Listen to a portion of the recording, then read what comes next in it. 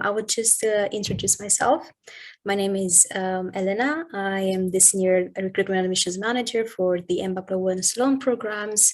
And my responsibilities include leading a strategy for both programs, conducting interviews, leading the recruitment strategy as well, doing profile reviews, assisting the candidates, and so on. So there's like a whole package to be able to build the classes that we have here at LVS. And today I'm just going to focus on the Sloan program. And as you can see, this is the second event that we do, this part of the Sloan series. And this time we have here our great alumni, Andrea Engel. But I will let her introduce herself in just a few moments. So if we look at the class that we just recruited last year, the average year of experience was 18. And we had around 21 nationalities within the class, so we always try to make it as diverse as possible. Compared to the Sloan 2021 class, we had 12 new nationalities added to the range. We're coming from 38 cities, and of course, something that we always value is the percentage of women in the class. We are trying as much as we can to get to that 50-50 mark between men and women. For the Sloan 2022 class, we had the 21% women, but of course, as I said, we are always trying to improve this stats. And overall, we had 52 members that joined the cohort, exceptional members. Great. As you might know, the Sloan program is a one-year full-time program. So this means that, unfortunately, you will not be able to work while you study, just because it's going to be very, very intense. But before joining the class, of course, there's a whole process behind. If you look at the admissions cycle, we consider applications on a rolling basis. We do have still 3 more deadlines left. One will be on the 24th of May, one in July, and the last one in August. But we are trying as much as we can to encourage all our candidates to submit as soon as possible, especially those who are based abroad, because there's a whole process behind as well. Once you get an offer and you get admitted, for instance, in terms of the visa process, in terms of your logistics, because you'll have to relocate to London. So just to make sure that you are dealing with all this in a timely manner.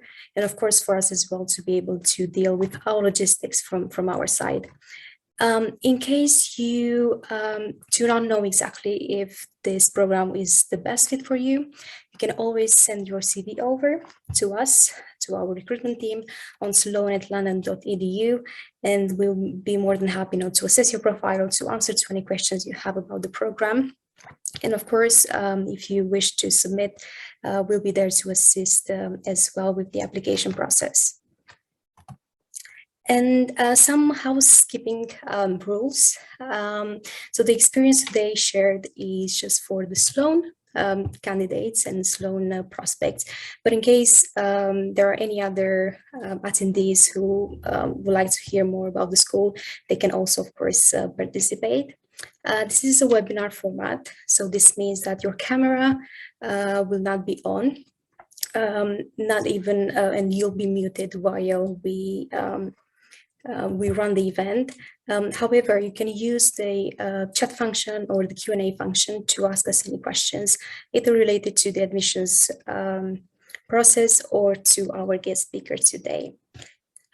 So we'll be for sure answering to your questions at the end. And without any further ado, I just want to introduce Andrea. She was a Sloan 2018 graduate. And Andrea, if you are here with us, yeah, we'll be more than happy to hear your stories and your experience within the program. Sure, thanks very much for inviting me, and I'm very happy to share my experience for potential new Sloanies.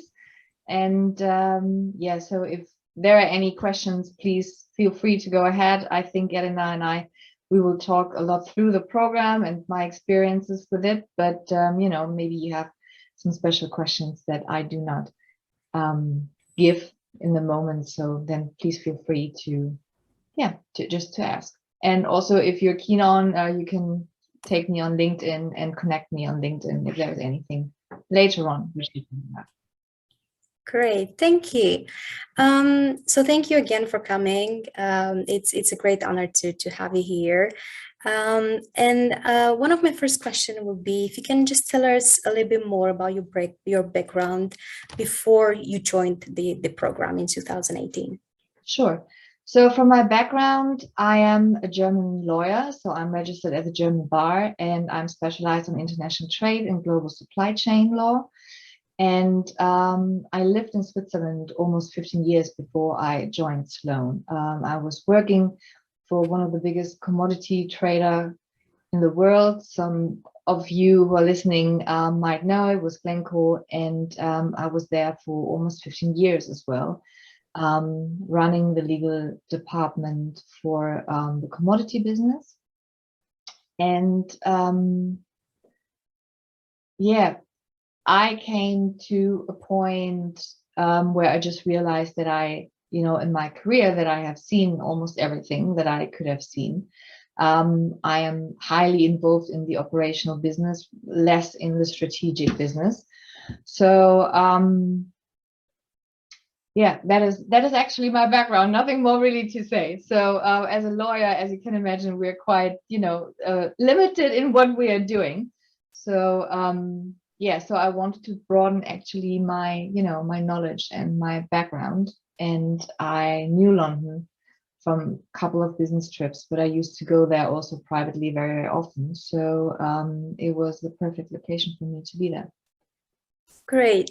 And why did you choose Sloan, and why did you choose LBS as well? Sure. So as I just said, I am, besides other lawyers that work in legal departments, I was always in the operational departments, and I was working in the marketing and the operations team. But I just wanted to get more strategic knowledge, and I wanted to get out of this purely operational business into a more strategic position. So that was one reason. The other reason was that, as I just said, I came to a point in my career where I just knew that I could not go further in what I have done up to that date. And I needed to make a big jump, either in the direction of changing industry or changing, what I'm doing, the profession. I wanted to leave Switzerland for personal reasons. So therefore, I was looking for an opportunity where I could actually make a switch, in the sense of getting out of Switzerland, gaining a lot of more knowledge that I have, even from topics that are interesting to me, but that I have not worked in, being able to not only like making a sabbatical and travel for a year, but also to do something that really would enhance my career in the long term, and that would just, shift me to a different level. And I thought from a personal perspective that I wanted to work probably more in strategic development, not only in business, but also in HR. My very first jobs were in labor law and HR. And during the time while I was leading a team and being an executive, then I also realized, that there are certain potentials in people that are working in a job that are not seen by their managers. So for me, I had this idea of getting more into this, fostering other people and putting people into their right places at work, which is about leadership, which is about strategic. And that's why I was looking for a program like that. Okay. And what were your expectations before you joined the program? What maybe did you want to achieve further in terms of your goals? So my expectation was first to get a completely new setup on knowledge, because, you know, I mean, there's so much you can read about, like behavioral economics or, you know, strategy and all that. But at the end of the day, reading is one thing.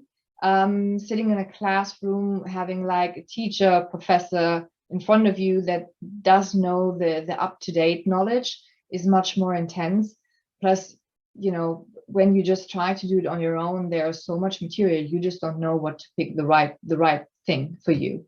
So that is what I wanted to do. I wanted to get out of the job for a while as well, because before I did the Sloan, a couple of years before, I did an LLM, a part-time LLM. I was working 100% and did this master on top. And from experience, it is just, if you have a job that is very demanding, it is almost impossible to be good at the studies and at the same time good at work, unless you just do not have any spare second for your life during that time. So I knew that I wanted to do something where I'm out of the job, where I can focus to 100% on the studies. And then, of course, you know, doing the researches, you know, what kind of university in the world would offer this kind of program. And then you would see that a lot of those programs, when it comes to strategy and leadership, are part-time, where you still would work, and then like once a month you would go for a week to France or to wherever. And this is what I didn't want to do. So when I saw the Sloan program, where I would know that it's a full year, full-time study, out of the job, moving to a different place, being 24/7 in that student surrounding, that was just the perfect fit. Plus, if you look at all the other programs, the peers that you would have are much younger. So coming with 15 years job experience, I wanted to have peers that would have, you know, like same level of experience. And it is not negative, because I think there are a lot of great MBAs out there, you know, and executive MBAs and what you have. But it is a difference if you sit in a classroom with other people that have like 15 plus years experience and that have been in executive positions before, versus being in a class where you just have 5 to 10 years experience. So yeah.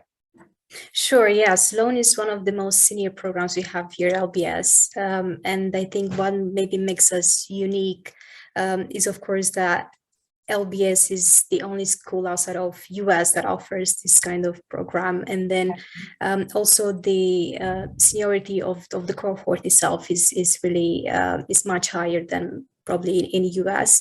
And this is, yeah, what our students like, that they feel, you know, comfortable with dealing with executives, with people with, you know, around the same level of experience, age, and so on. And it's really interesting to also to see their experiences, like as a whole. Yeah, totally. Great.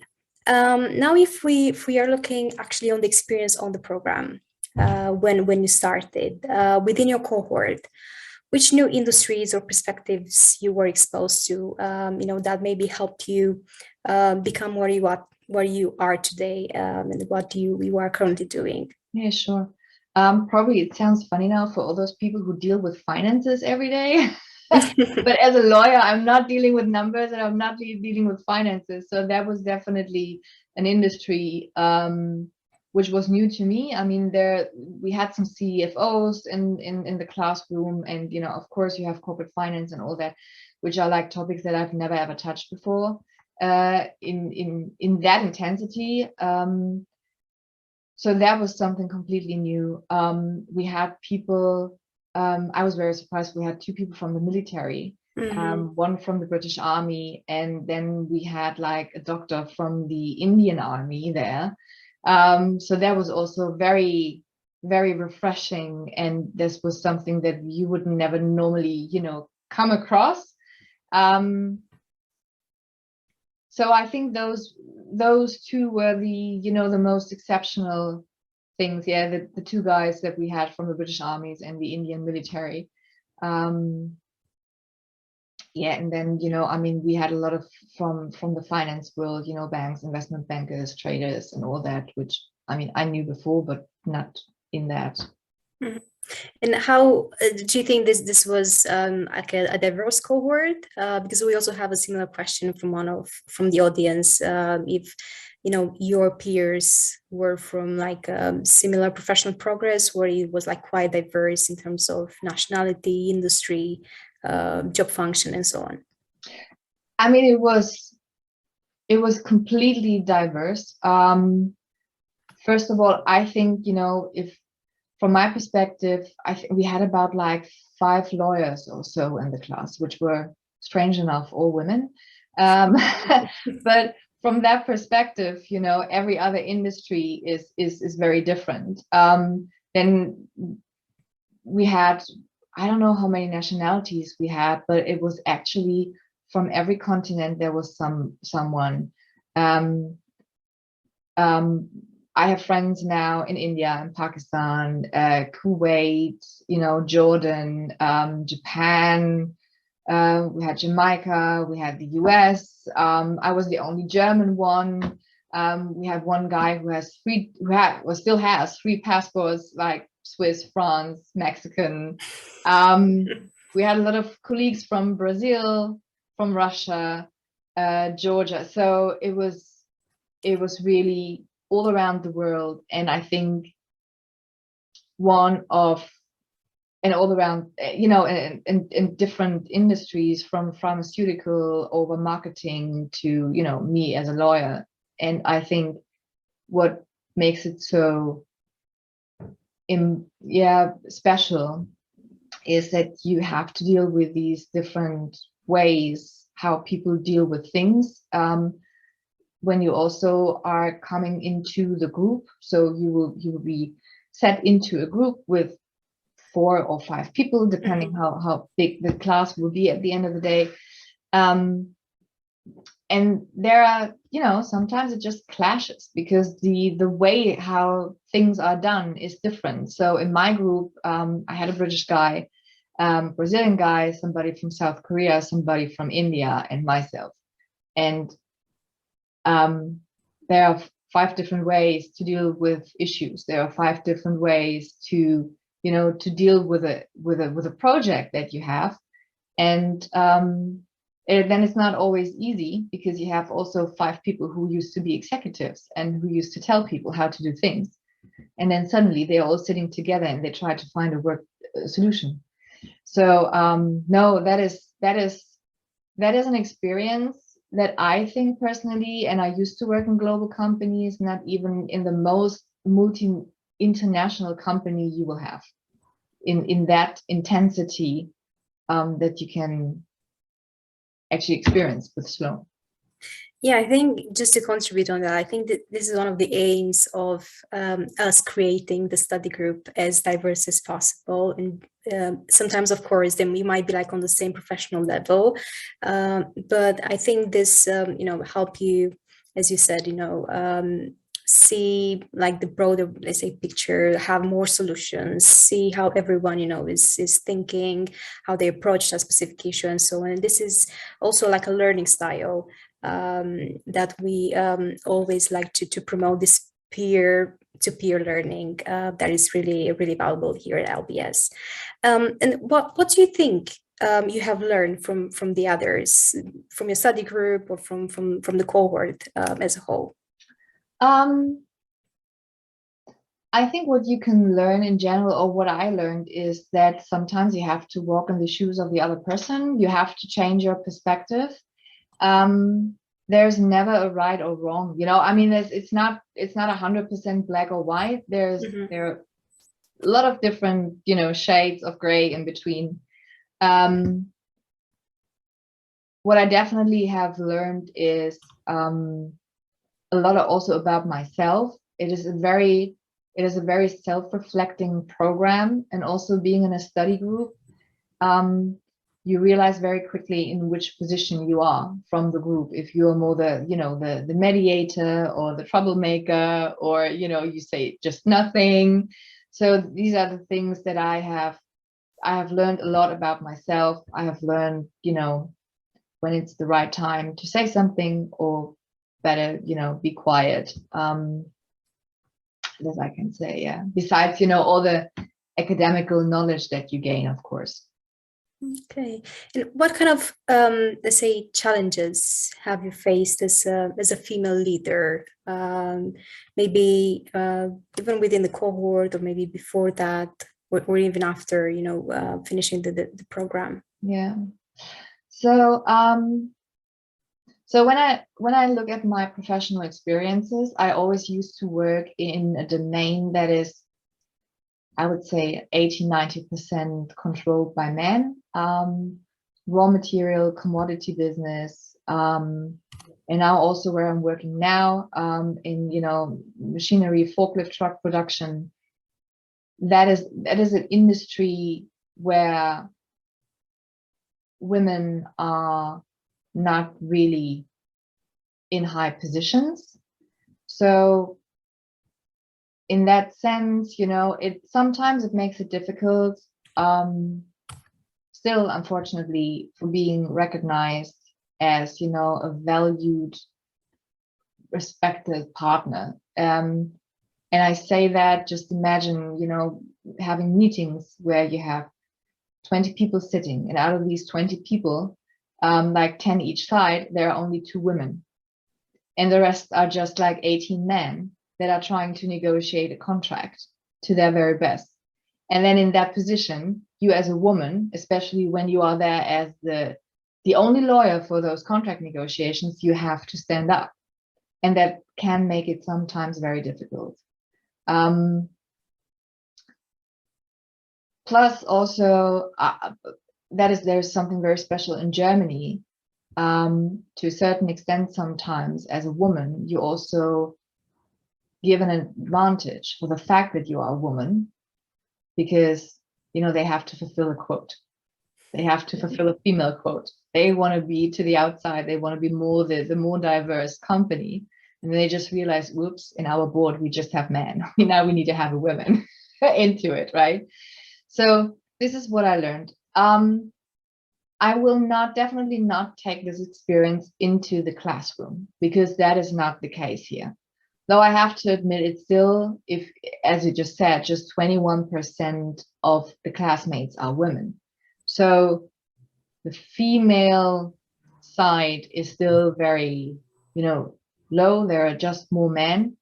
And sometimes, it happens that behavior that men have in the professional life, of course, they will take it to the classroom. So when you have discussions about a topic, and that might happen, I mean, this is what all we discuss, right?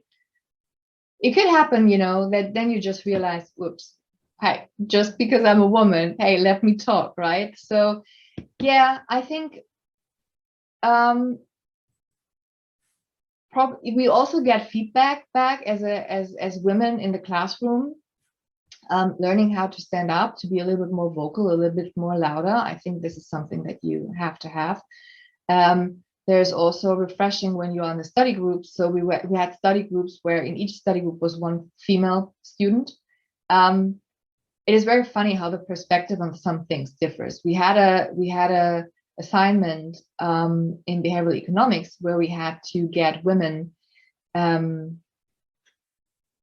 saving more money for the bank accounts. So it was an assignment from the bank, how we can, just bring women more into this financial thinking and financial, savings and all that, and investments.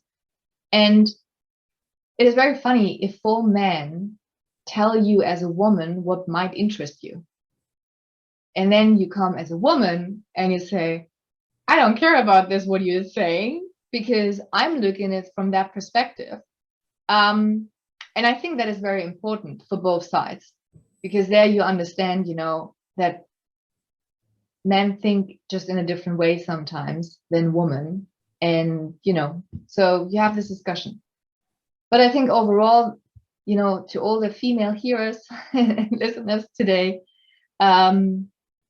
it's just a great experience, and it helps us as future women leaders or women leaders, to be more open and more standing up and be more visible, for sure. I think it's an important thing. Great advice. And hopefully with this webinar, we can convince more women to start applying, because it's something very beneficial for them as well. Not only for men, but yeah, great to hear that. Now, actually looking at the class format itself, and we have a couple of questions from the audience. If you can just share your daily and weekly schedule during the program, and if you had any time for yourself, just to probably to do yeah, just to rest, and take a deep breath and say, oh, this day is just, for me. Okay. It depends actually a little bit on the class schedule. So I don't know how the class, the setup on the classes has been changed in the last 3-4 years, but it starts very hard and then it's getting less and less. So you can say the first week, and Ellen and I, we've just discussed it before this talk, right? The first week is so exhausting, because you are there every day, 8 hours, and you're listening. And I think what we all, or actually what I mistaken, was that would be an easy thing to do, because now I'm not the person who has to tell people what to do, right? I'm not actively working, so I'm just sitting there and I'm listening. And this is something that is very difficult if you haven't done that for a very long time, because you cannot just stand up and pick up a coffee. You're sitting there until the break happens, right? And it's so interesting what people tell you there, and it's so good what is going on there. You just don't want to miss a second of this class, and you just want to, you're like a dry sponge. You just want to pick it up. And that is very exhausting. You're super tired at the end of this day, which starts at 8 and ends at 4. And you're just exhausted. So the first week we were all done. The first quarter is very intense because you have all your core classes. You have days again from the morning to the evening, like 4 days a week. And then depending on the lectures that you have on your electives, your second, your third, and your fourth quarter will be easier, less. But I had, for example, every second weekend during the second quarter, I had lessons because I had an elective that was only done on Saturday.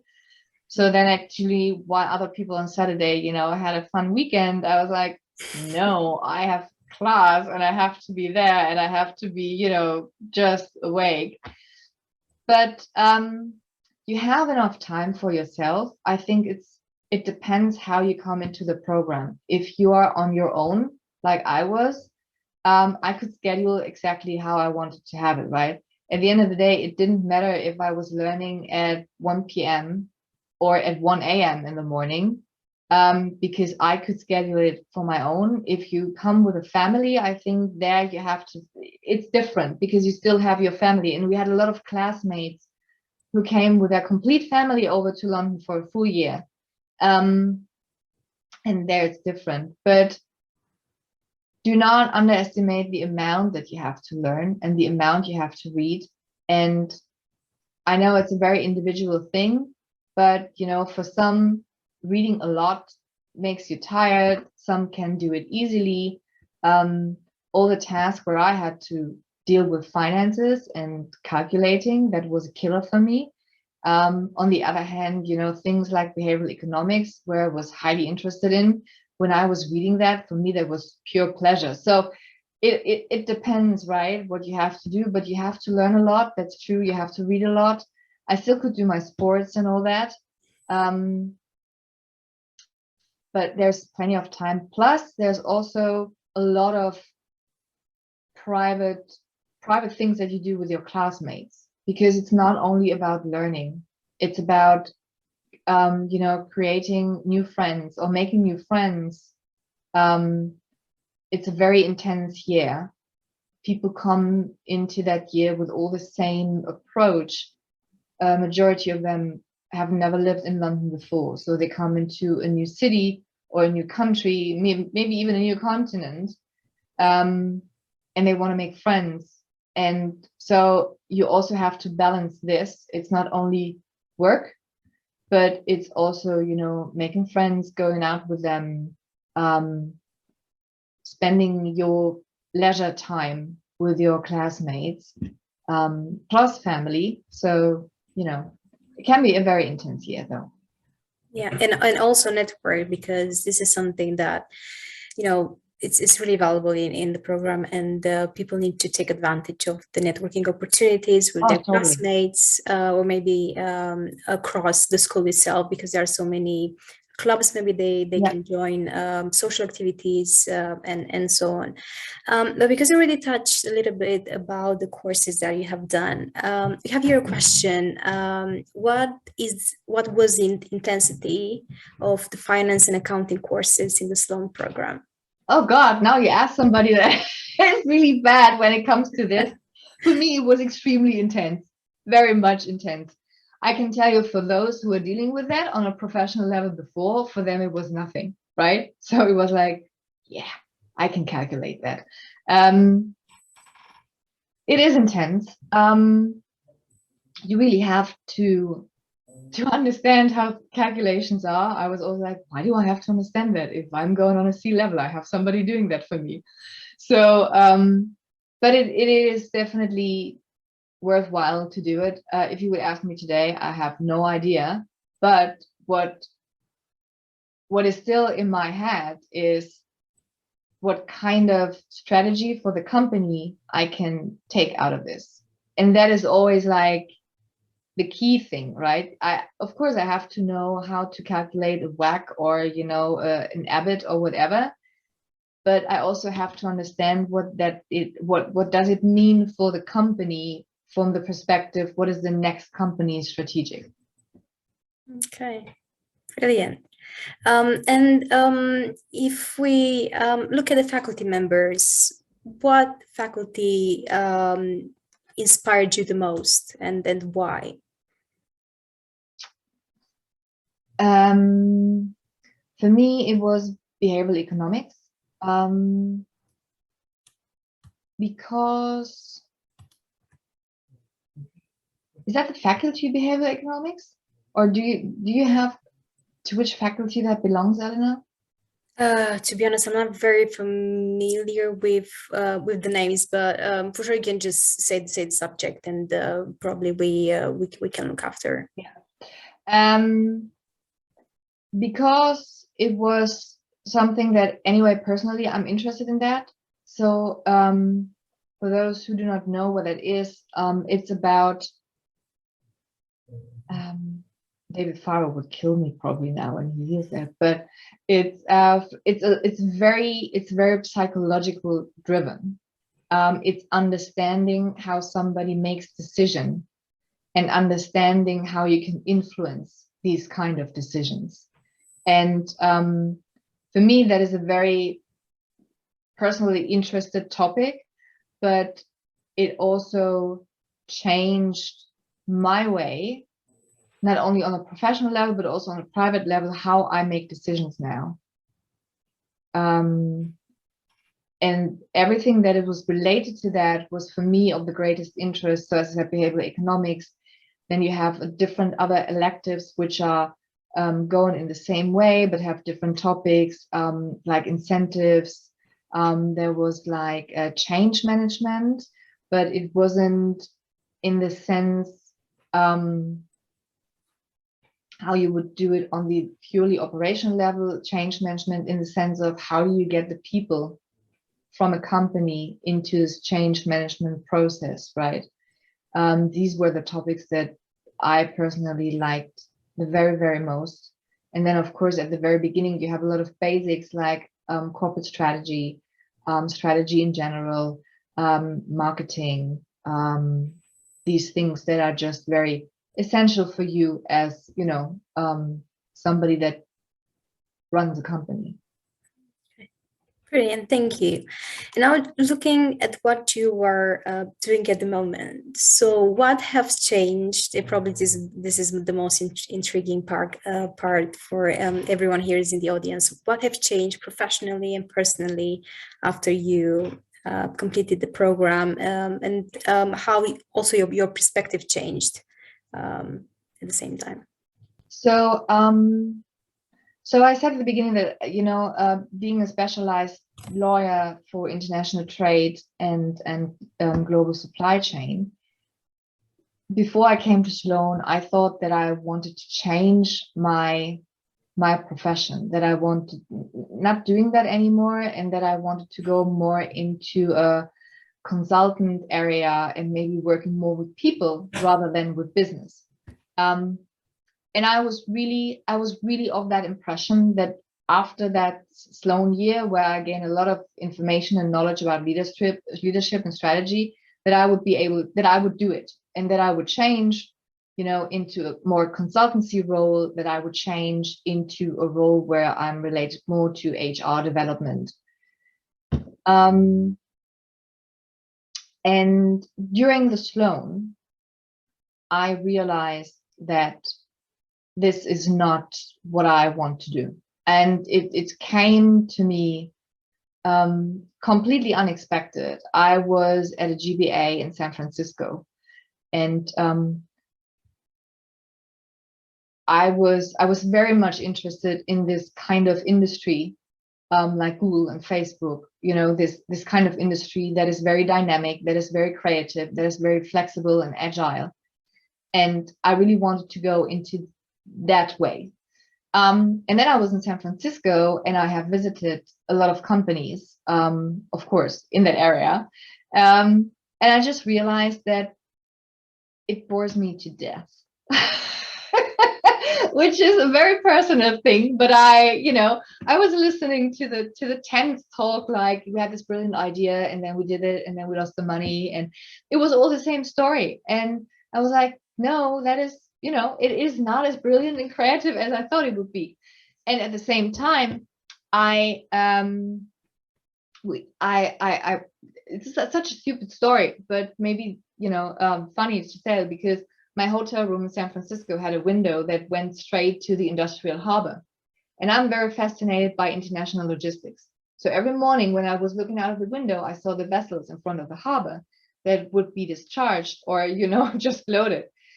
And I realized that every time I see that, I have a smile on my face because I love that so much.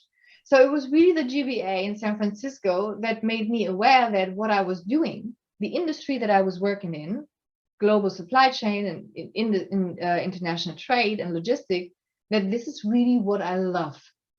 So therefore, I just skipped my idea of, going into consultancy and maybe HR development.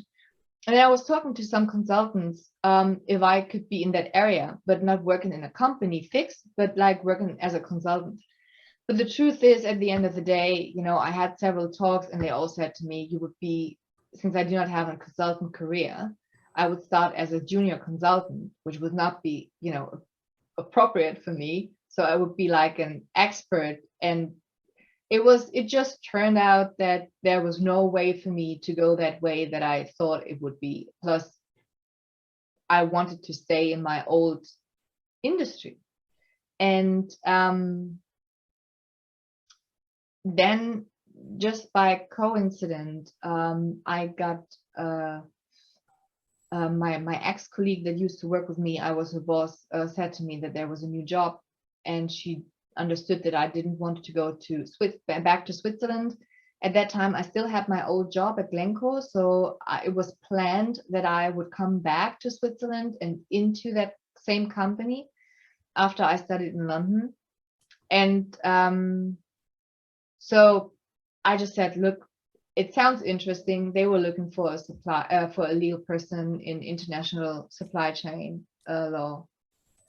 And then, it just, I spoke to my boss, and it just clicked from the very first interview. And then, we developed the position where I'm in now together.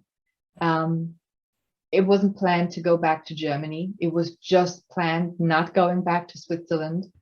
But that's the way that it happened. I would have loved to stay in London. That would have been really my wish. But then, professionally, it didn't happen. So what has changed? I think I have changed industry. I have changed the company. I have changed the country, but I haven't changed my profession. And one of my classmates just recently, we still have our WhatsApp group and we're texting each other, interesting stuff. And another ex-Sloan, a friend of mine, she was also on a panel and she was also asked what has changed. And one of our peers said, well, look, it's the 20/80 rule. You change 20% and then you have, the outcome is an 80% change. And that is really true. I know a lot of my classmates and a lot of people have this idea of, I'm going into Sloan because I'm tired of what I'm doing today. I don't want to see that work anymore.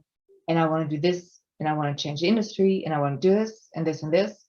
But to be very honest, I don't think that it happens. And I don't think that it happens when you are very not open-minded. You have to come to that program being 100% open-minded about like whatever happens.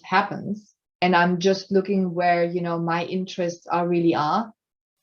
Because I think as I did, I had this idea of doing something completely different. And then I was hit by the fact when I realized, no, the industry that I'm working in is my industry. This is where what I really love to do.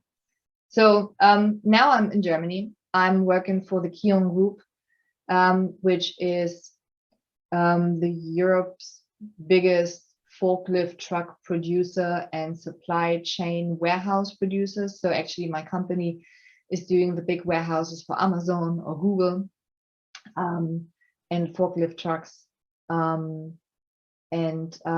Yeah, that is, I'm still doing what I'm doing. I'm still taking care of contracts in the procurement and the international trade and global supply chain. But it's a different country and it's a different company. So an industry actually. Brilliant. And yeah, I think just to add on that, and probably I said that in the first series as well.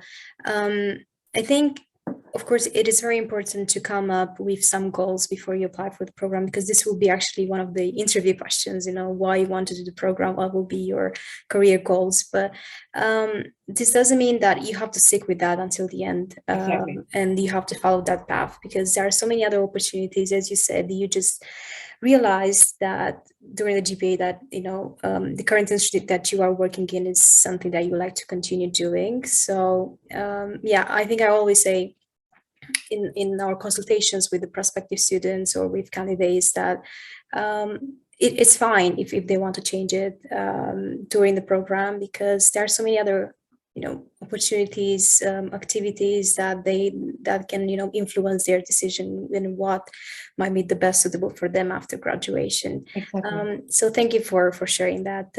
I think everyone will find it very useful. So what did you learn in the program that helped make this the transition from one role to another? So I think it's probably more the personal development that you have rather than the academical knowledge that you gain. I mean, of course, I learned a lot of things on theory that really help me now in my job. I would say I definitely make decisions in a different way than I used to do it before the program. But when it comes to being able to make the transition, it is all that you learn about yourself. I mean, you have a biography class now with Armenia, which is just amazing, where you learn about the biography of your peers. And I mean, also you have to think about your own biography, which probably no one ever did before. I haven't before I did the Sloan. You learn about, how change happens really, and what kind of steps you have within a change. And I think that is, besides all the academical thing, and besides the networking that you do, the biggest achievement that you can look at yourself from a completely different perspective. It's not always nice, to be very honest.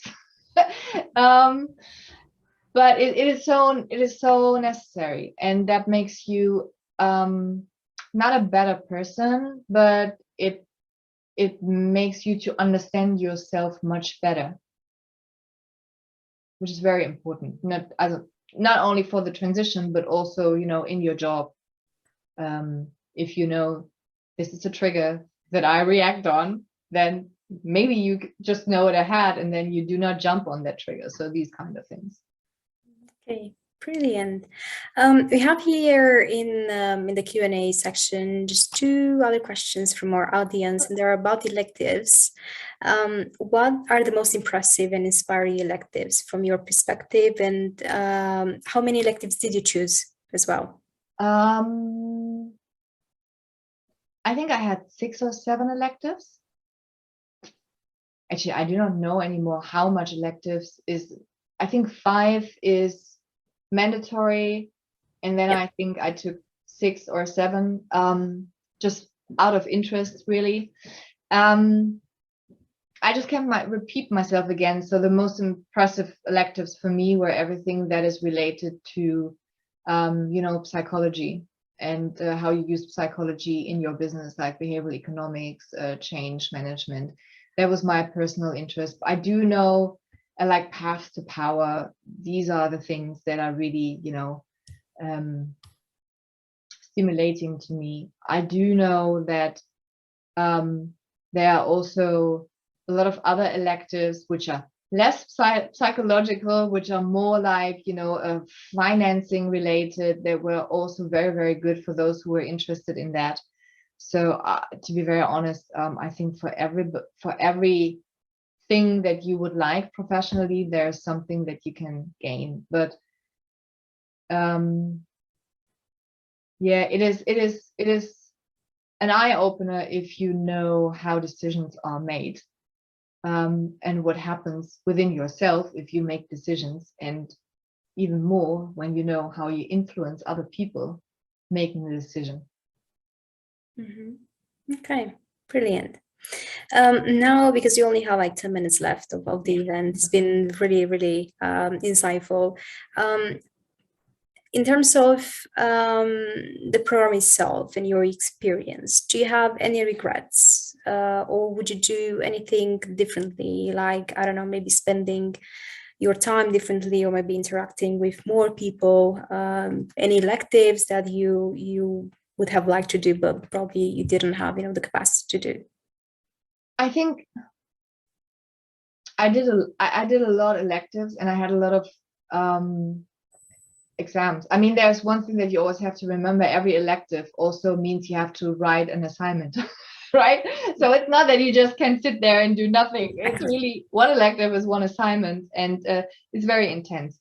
I think, to be very honest, the only thing that I would have made differently, or the only 2 things that I would have made differently, is probably I would have taken probably another elective more in Q3 and Q4, just, have a little bit more interaction with the school at the very end, because there was less then.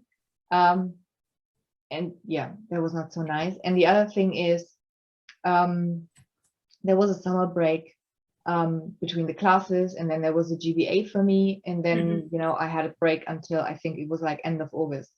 And instead of taking these 4 weeks in total and making a proper vacation out of it, really, like, traveling for 4 weeks somewhere far away, I haven't done that. So I was traveling, I came back to London, then I was traveling again, then I came back to London. So, and that was the only thing, which is pure luxury. I get that. But where I say, when do I ever have the chance to have like 4 weeks within one block vacation? And there I could have like a long distance travel, which I haven't done. But other than that, no, I would do it in a heartbeat again. And probably would even take the same classes, definitely, again. Great. And what is your interaction with the school at the moment as an alum? Of course, you also have the chance to take some electives if you want to, according to the availability, of course. But how do you feel as an LBS alumni? If you are in London, there's much more interaction as an alumni because you have regular Sloan alumni meetings, right, and talks and so. So I'm in Germany, so the LBS alumni club is not really, working. So unfortunately, that is related to the country where you are. But otherwise, I am still very close with everybody from the Sloan, from my class. I also have some contacts, of course, to other classes. I'm with you here, being part of interview processes and helping and promote the Sloan program as much as I can and promote LBS as much as I can. I still have contacts also to some professors. So there is I think plenty that you can do, and probably you could even do more. But it is, once you're a Sloan, you're always a Sloan, and once you're part of the LBS, you're always part of the LBS, right? Yeah, for sure. As we like to say, we don't only recruit students, but we recruit alumni, to have for a lifetime, which is great. And if someone will be interested to apply, what would be your advice, or what they should consider, before pursuing the program? I think what the biggest change will be is actually you're 1 year out of work and you live in London. So subject to if you come with your family or if you come on your own, of course, then you have to take care of, all the preconditions that you have. If you have children, with school and everything. So I think the better you plan this, the more you can focus on your program. And then also just be aware that when you apply to that, you will get the most out of your program if you really live this whole year in the sense of the Sloan spirit. Saying, as you said, there are so many social activities, there are so many clubs. So it's not just going there, doing your academic work and then leaving. It is much more. It is, you are in a community 24/7. And we also invited a lot of the families. So our cohort was with family, with wives, with everybody. So that is very important. So this is, I think, what you should think about, and more, do the hygienics around your year living in London. That is the most important thing. Okay, brilliant. Great. I think, it was a great session that we had, and thank you again for coming. We had some good questions as well from the audience, so thank you everyone who stayed until the end. Just to mention here, after closing the event, you will receive a link to fill in some feedback from us, and that will be very helpful for our events team, just to see how we can improve further. And for sure, if you're interested in joining the class, you can always get in touch with us, with myself, with my colleagues, Georgia and Eric as well. They are part of the Sloan team, and we will be more than happy, of course, to assist you with any questions you have with your profile review or anything else you have in mind. Also, Andrea offered as well to have some conversations with you on LinkedIn if you are interested to speak further. But thank you so much, Andrea. Again, it's been really, really good. And hopefully, we'll be able to see next time, maybe in person to that would be very nice. Thanks very much for organizing, Elena, also to Jordan and the whole team. And very happy to help at any time. It's such a great program, and more than happy to promote it. Great. Thank you as well. And thank you, everyone. Have a good afternoon. You too. Thank you. Bye. Bye.